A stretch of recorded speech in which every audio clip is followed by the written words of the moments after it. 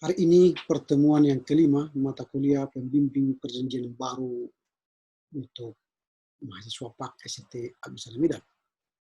Tema yang akan kami bahas hari ini ialah latar belakang Rasul Paulus dan surat-surat Paulus. Kita mulai saja ya, menyusul teman-teman kita yang lain. Sebelum kita mulai perbincangan kita untuk hari ini, kita berdoa. Terima kasih Bapak, kami bersyukur hari ini kami boleh kembali bertemu dalam rangka perbincangan kami dalam mata kuliah pembimbing PB, sehingga kami boleh memahami lebih dalam tentang perjanjian baru. Terima kasih Bapak, kami berdoa dalam nama-Mu. Amin. Ya, hari ini kita akan membahas tema latar belakang pelayanan Rasul Paulus. Latar belakang pelayanan Rasul Paulus. Ini yang akan kita dalam latar belakang ini nanti tentu akan kita lihat banyak hal, lalu kita akan coba satu persatu kita bahas, kita uraikan, sehingga nanti kita bisa mendalami teks ini lebih dalam. Oke ya, sudah kelihatan ya? Sudah kelihatan ini di layar kita? Sudah kelihatan latar belakang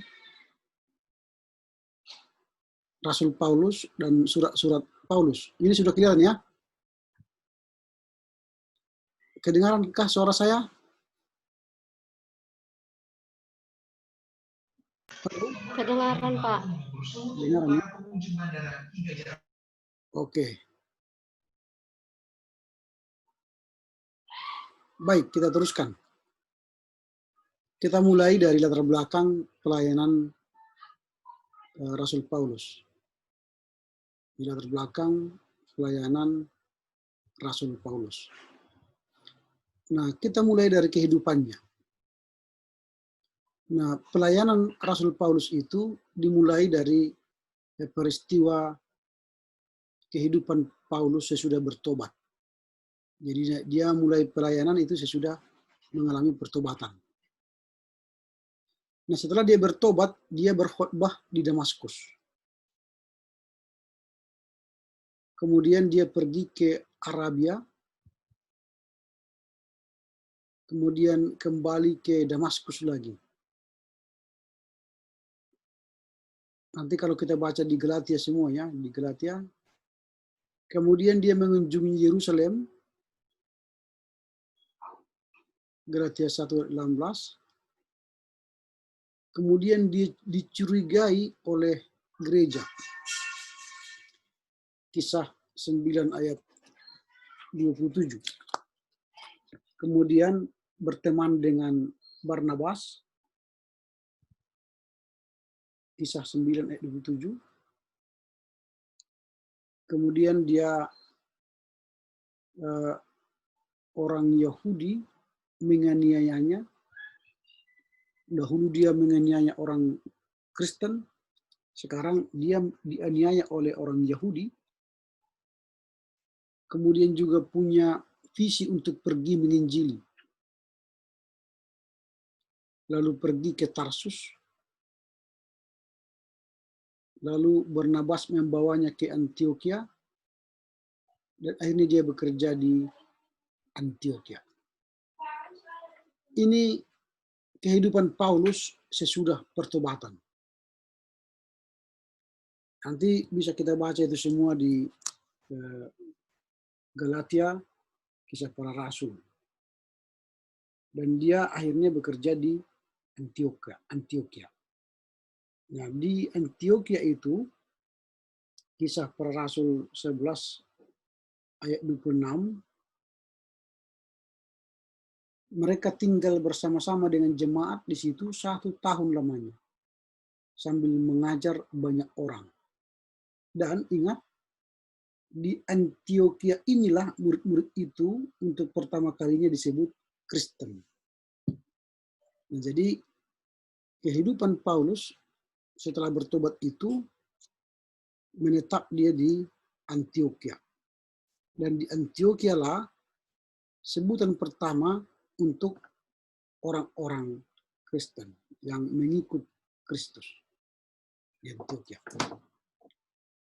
Nah, dari sinilah nanti mulai mereka merencanakan misi dari Antioquia ini. Nah, dari Antioquia inilah mereka memulai misi mereka nanti pada misi pertama, kemudian ada misi kedua, dan ada misi ketiga.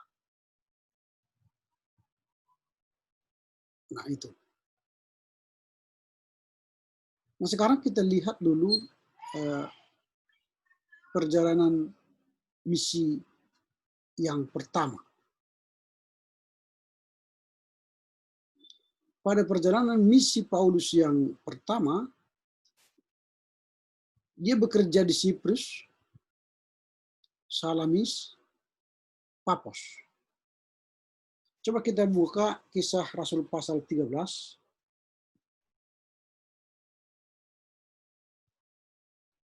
Ayat yang ke-5 sampai 11. Jadi disebut di sana Saulus dan Barnabas di pulau Siprus. Oleh karena disuruh Roh Kudus, Barnabas dan Saulus berangkat ke Seleukia dan dari situ mereka berlayar ke Siprus. Setiba di Salamis, mereka memberitakan firman Allah di dalam rumah-rumah ibadat orang-orang Yahudi, dan Yohanes menyertai mereka sebagai pembantu mereka. Mereka mengelilingi seluruh pulau itu sampai ke Papos. Nah, jadi misi Paulus yang pertama itu adalah ke Siprus, Salamis, Papos. Lalu namanya diganti, ayat 9. Dikatakan di sini 9, tetapi Saulus yang juga disebut Paulus dipenuhi dengan Roh Kudus menatap dia. Jadi nama Paulus diganti, nama Saulus diganti menjadi Paulus. Nah, kemudian ayat 13. Lalu Paulus dan kawan-kawannya meninggalkan Papos dan berlayar ke Perga di Pamfilia. Tetapi Yohanes meninggalkan mereka, lalu mereka kembali ke Yerusalem. Jadi dari Papos mereka beranjak ke Perga, lalu Markus ditinggalkan di sana, artinya masuk menuju ke Yerusalem. Lalu dia berkhotbah di Antioquia. Nanti kalau kita baca ayat yang ke-14-41, dari Perga mereka melanjutkan perjalanan mereka lalu tiba di Antioquia di Pisidia. Pada hari Sabat mereka pergi ke rumah ibadat lalu duduk di situ. Nah, disitulah mereka mulai mengajar atau berkhotbah. Baru dari sana nanti, dari Antioquia, mereka pergi ke Ikonium di ayat 31, ayat 51. Akan tetapi Paulus dan Barnabas mengebaskan debu kaki mereka sebagai peringatan bagi orang itu, lalu pergi ke Ikonium. Nah, artinya di Antioquia mereka mengalami penolakan, lalu mereka berangkat dari Antioquia ke Ikonium. Kemudian nanti dalam pasal 14 ayat 8 akan kita lihat perjalanan berikutnya dari Ikonium ke Listra. Lalu di Listra lah dia dirajam batu. Nah, kalau baca nanti ayat 8 ya, di Listra ada seorang yang duduk, karena lemah kakinya dan lumpuh sejak ia dilahirkan dan belum pernah dapat berjalan, ia duduk mendengarkan ketika Paulus berbicara. Dan Paulus menatap dia dan melihat bahwa dia beriman dan dapat disembuhkan. Lalu kata Paulus kepada dengan suara nyaring, berdirilah tegak di atas kakimu. Dan orang itu melonjak berdiri, lalu berjalan kian kemari. Nah, kemudian mereka disebut sebagai Zeus, dan Paulus disebut oleh orang Yahudi itu sebagai Hermes. Itulah nanti mereka dirajam oleh batu oleh mereka, oleh orang-orang Yahudi itu. Nah, dari sana nanti ketika mereka dari Listra juga mengalami penolakan, mereka pergi ke Derbe. Ini kota terakhir, ayat 19 atau ayat 20 disebut begini. Akan tetapi ketika murid-murid itu berdiri mengelilingi dia, bangkitlah ia lalu masuk ke dalam kota. Keesokan harinya berangkatlah ia bersama-sama dengan Barnabas ke Derbe. Itulah kota yang terakhir dikunjungi mereka, lalu mereka pulang. Pulang itu menuju Antioquia. Paulus dan Barnabas memberitakan Injil di kota itu dan memperoleh banyak murid, artinya di Listra, Ikonium, dan Antioquia. Nah, baru mereka pulang. Nah, inilah perjalanan Paulus yang pertama. Nah, kemudian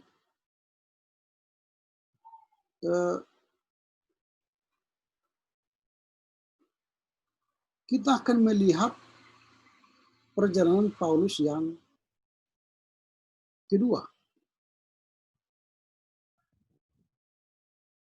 Pada perjalanan Paulus yang kedua,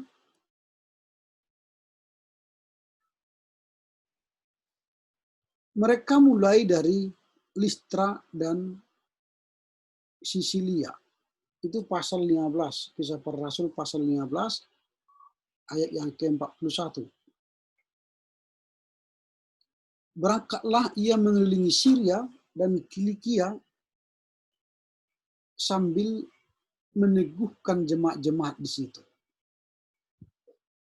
Nah, kemudian di pasal 16 ayat 1 sampai 3, Paulus di Listra.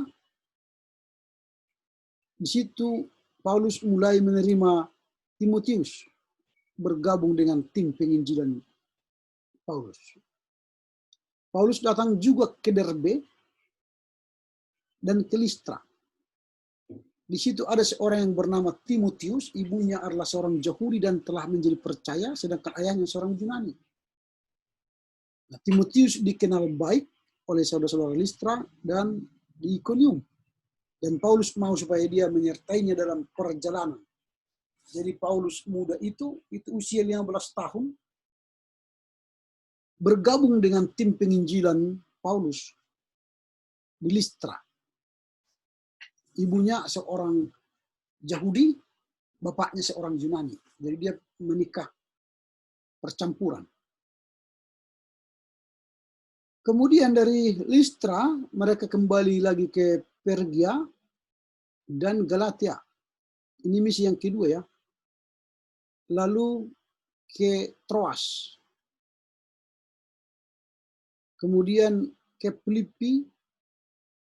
Di Filipi, Paulus bertemu dengan Lydia dan penjaga penjara. Ini pasal 16 ayat 13 sampai 34. Nah, kemudian Paulus melanjutkan perjalanan ke Tesalonika.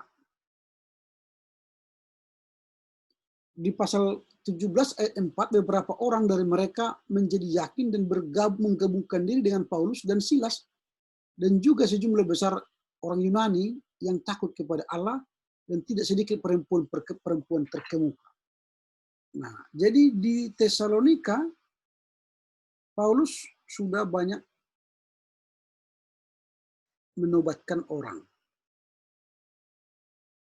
Nah, dari Tesalonika pergi lagi dia ke Berea.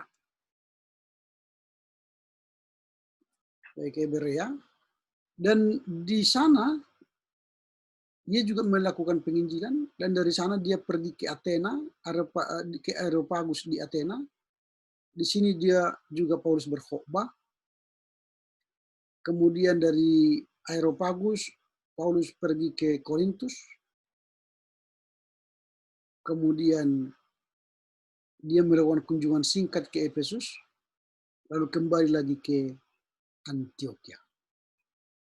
Inilah misi yang kedua dari Paulus. Nah, misi yang ketiga dari Paulus, dia mengunjungi Galatia dan Frigia. Kemudian dia mengunjungi Efesus. Baru di Makedonia dia berjumpa dengan Greece. Kalau kita lihat pasal 20 ayat 1, Paulus setelah keributan reda, Paulus memanggil murid-murid dan menguatkan hati mereka, dan sesudah minta diri ia berangkat ke Makedonia. Ia menjelajah daerah itu dan banyak menasihati, menguatkan hati saudara-saudara di situ. Lalu tibalah ia di tanah Yunani, Greek. Yunani ya, ini Yunani.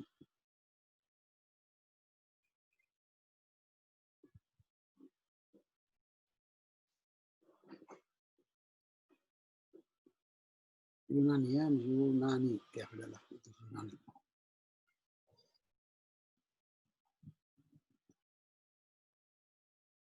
Kemudian dia khotbah di Troas, dan akhirnya dia melakukan perpisahan dengan penatua Efesus.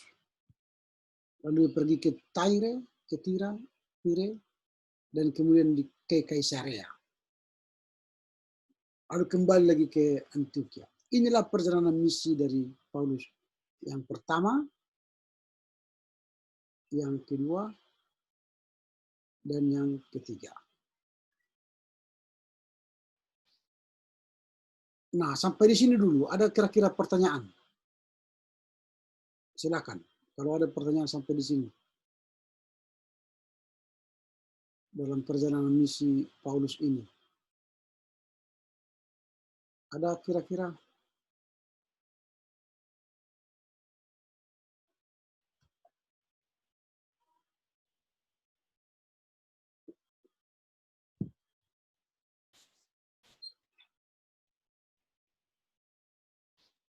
Tidak ada?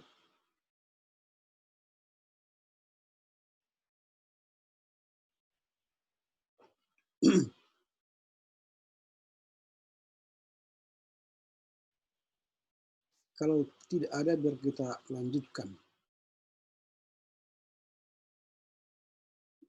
Sebentar saya tunjukkan dulu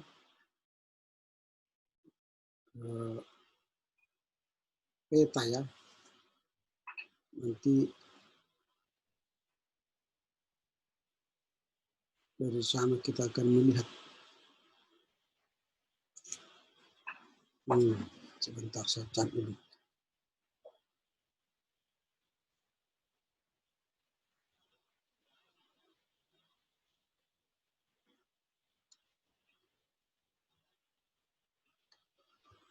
Bentar.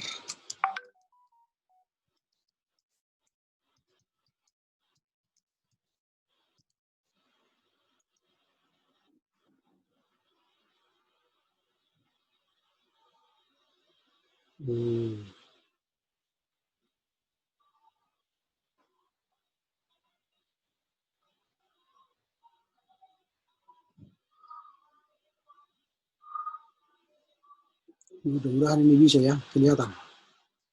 Bisa kelihatan ini? Ini. Nah, jadi misi Paulus yang pertama itu, seperti yang saya sebutkan tadi, dimulai dari sini kan. Nah, dari Siprus, Salamis, Paphos, sampai dia ke Derbe, lalu kembali lagi nanti pulang. Nah, jadi dari sini, dari Siprus, lalu dia ini berkeliling-keliling sampai ke Iconium, baru balik lagi ke Pergia, baru ini kembali dia nanti ke Antioquia.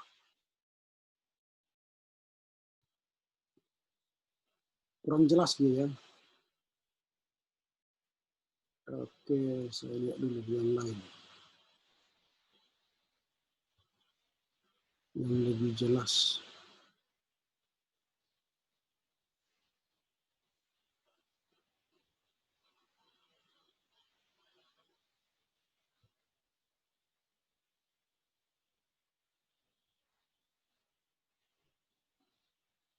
Oke, wah ini masih.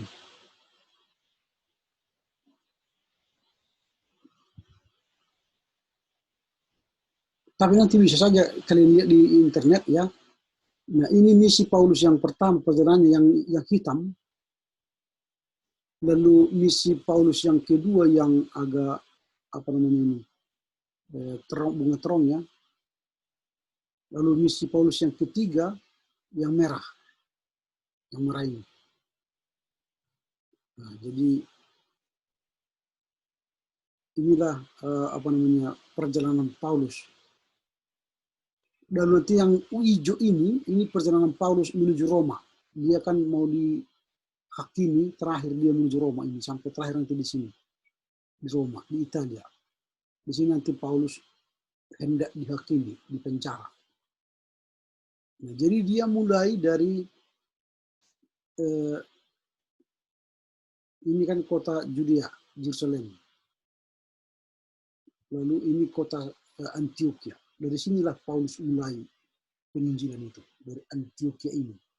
Penginjilan pertama dia ke Siprus, lalu ke Pamfilia, lalu ke Derbe, lalu kembali lagi ke Pamfilia, baru pulang ke Antioquia.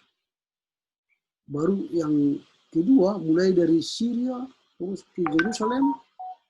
Ini ya, ini rutenya. Dia ke Derbe, kalau kedua kan dia ke Derbe, lalu pergi sampai ke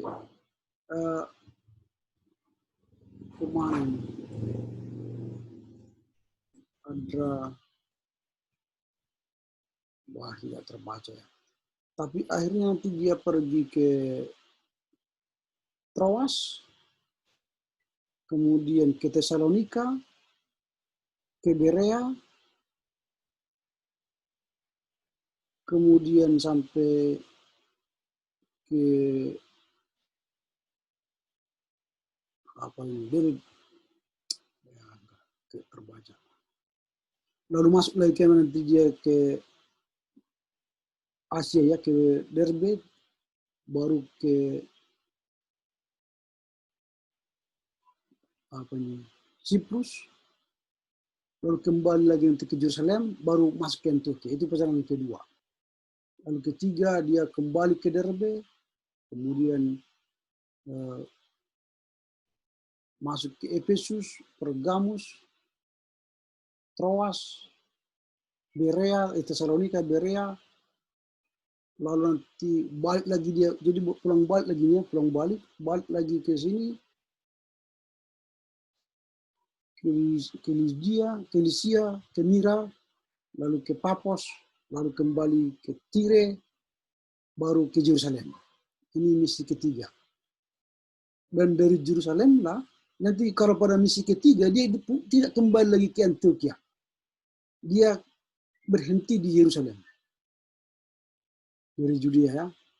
Baru nanti pada perjalanan, bukan perjalanan misi lagi yang keempat, yang hijau ini, dia ke Sidon, lalu ke Mira, terus kemudian ke Salome, kemudian pergi ke Sisilia, lalu ke Italia. Itu dalam rangka penghakiman di penjara di Roma. Dan dia sebenarnya kan orang Roma. Dia kembali ke negerinya di Roma. Nah, inilah perjalanan misionaris Paulus yang pertama kedua, dan ketiga. Nah, baik. Ya, kalau tidak ada pertanyaan, kita teruskan pada surat-surat Paulus. Nah, surat-surat kiriman Rasul Paulus yang mau kita lihat nanti di sini, yang bagian pertama, surat-surat kiriman Rasul Paulus. Nah, hubungan kisah Rasul Paulus dengan kitab-kitab Injil dan surat-surat kiriman. Nah, kisah Rasul Paulus, kisah Rasul adalah jembatan antara kitab-kitab Injil dan surat-surat kiriman. Jadi jembatan. Pak, layarnya belum terkasih, Pak. Oh, belum kelihatan? Oke, sebentar. Iya, Pak. Bentar.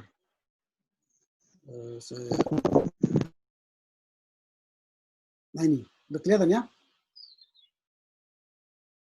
Nah, surat kisah para rasul, saya katakan tadi, saya ulangi, adalah jembatan antara kitab Injil dengan surat kiriman Paulus. Untuk kitab Injil menjadi jembatan antara pelayanan yang dilakukan oleh Tuhan Yesus dan penggenapan nubuat Yesus tentang akan didirikannya gereja. Nah, untuk surat-surat kiriman menjadi jembatan dalam memberi latar belakang surat-surat kiriman. Nah, surat-surat kiriman itu apa ini kan? Surat Galatia, surat Filipi, surat 1-2 Tesalonika, surat 1-2 Korintus, surat Efesus. Ini surat kiriman Paulus. Jadi kisah para rasul itu merupakan jembatan antara kitab Injil dan surat-surat kiriman. Jadi kalau misalnya di sini Injil, katakanlah ini Injil, lalu dia menjadi, kisah para rasul itu menjadi jembatan ke sini. Jadi sini kisah para rasul. Jadi dia menjadi jembatan ke surat kiriman Paulus. Itulah hubungan kisah para rasul dengan kitab Injil. Yang kedua, pengantar untuk surat-surat kiriman Paulus. Kita sekarang masuk kepada pengantar surat-surat kiriman Paulus. Itu surat-surat kiriman Paulus tadi, seperti yang saya katakan kan ini. Galatia, Filipi, 1-2 Tesalonika, 1-2 Korintus, dan Efesus. Nah, pengantarnya ialah pertama, kewibawaan surat kiriman Rasul Paulus. Apa kewibawaannya? Surat kiriman Paulus itu ada 13. Surat kiriman Paulus itu ada 13.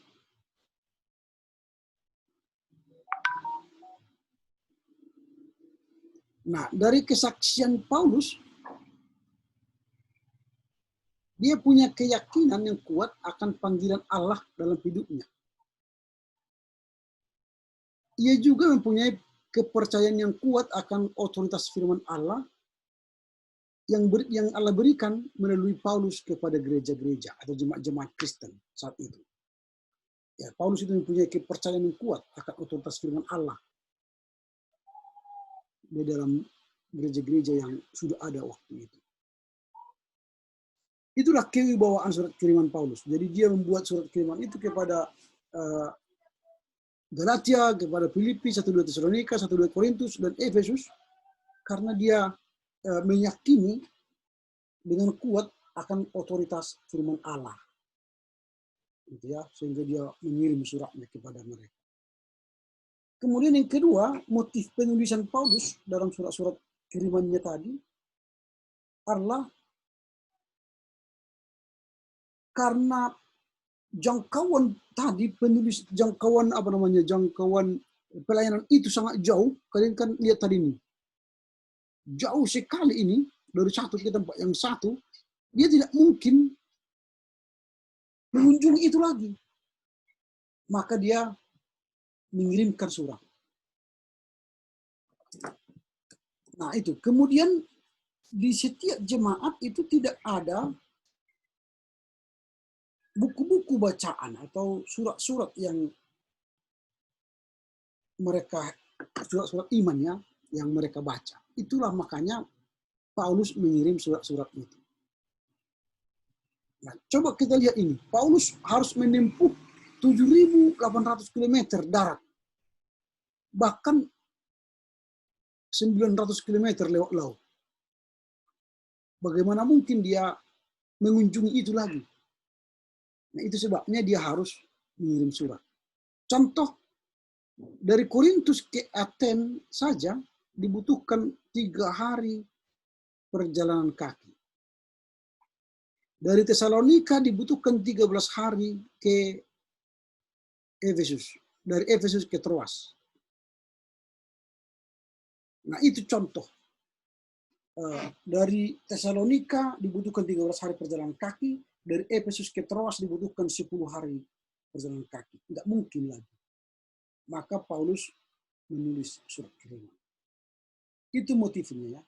Motifnya karena di jemaat itu tidak ada buku-buku bacaan yang berkualitas iman. Lalu dia melihat jemaat itu sangat jauh, maka dia buat surat kiriman.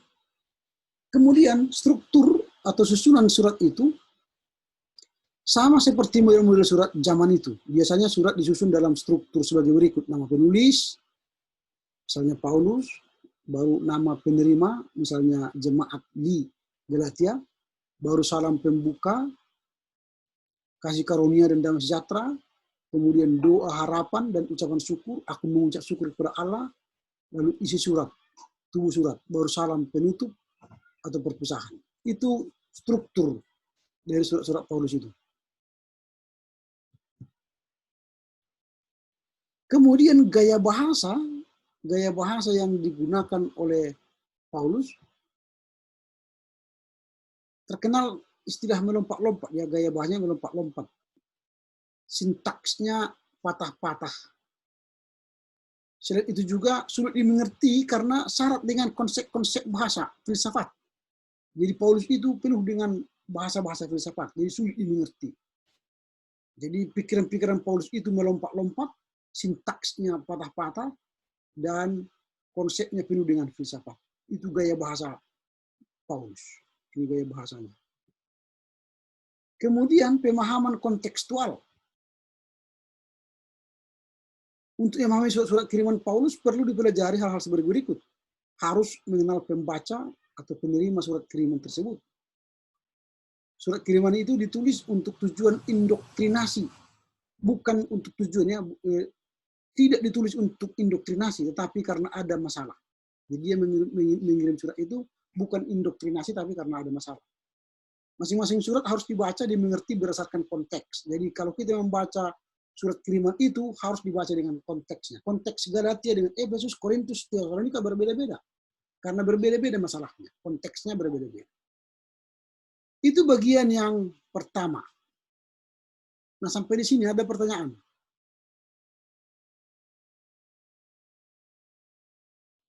Nah, kalau tidak ada kita lanjutkan ya.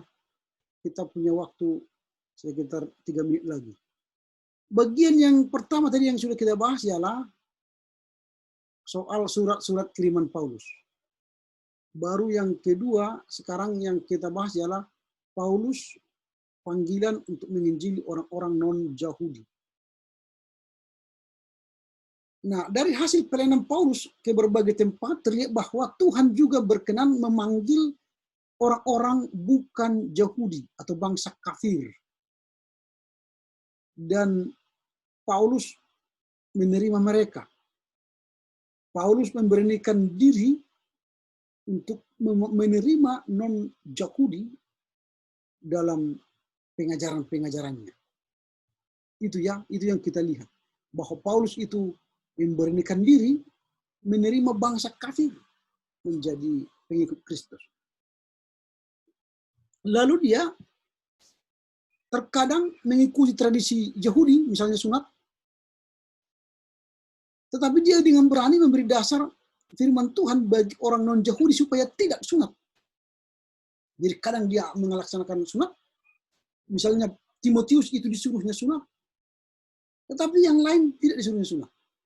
Karena bagi dia sunat itu bukan menyelamatkan, tapi itu tradisi. Nah, itu panggilan Paulus kepada orang non-Yahudi. Nah, bagian yang ketiga, strategi Paulus dalam mengabarkan Injil. Nah, Paulus adalah contoh misionaris yang berhasil sepanjang sejarah kekristenan. Hasil pelayanannya meliputi seluruh wilayah Laut Tengah, meliputi 3 benua. Rahasia keberhasilannya ialah pada pemberitaan yang disertai dengan kuasa Roh Kudus. Jadi pemberitaannya disertai dengan kuasa Roh Kudus. Kedua, Paulus adalah pemikir ulung dalam menyusun strategi pelayanannya. Ketidaktergantungan pada fasilitas. Kemudian kemampuan berkomunikasi. Kemudian kemampuan intelektual. Jadi dia tidak tergantung pada fasilitas. Nggak ada fasilitas, dia terus jalan. Kemudian kemampuan berkomunikasinya tinggi. Kemampuan intelektualnya tinggi. Tahan menderita dan tidak putus asa. Inilah pemikiran Paulus yang ulung. Kemudian latar belakang Paulus sungguh luar biasa.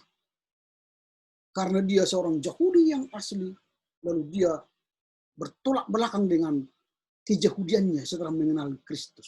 Dia mengenal Kristus, dia bertobat, lalu mengikut Kristus. Lalu latar belakang teologi Paulus pun dia seorang Farisi tulen. Dia taat kepada hukum Taurat. Kemudian Paulus mengadopsi cara berpikir Yunani dalam menyampaikan Injil. Inilah latar belakang teologi Paulus, sehingga dia punya filsafat yang tinggi. Nah, inilah pembahasan kita hari ini. Nanti diskusi kita melalui chat. Kiranya diskusi kita, materi kita ini menolong saudara untuk memahami latar belakang Paulus dan surat-surat Paulus. Demikiannya, kita jumpa di WA, di situ kita berdiskusi. Tuhan Yesus memberkati kita.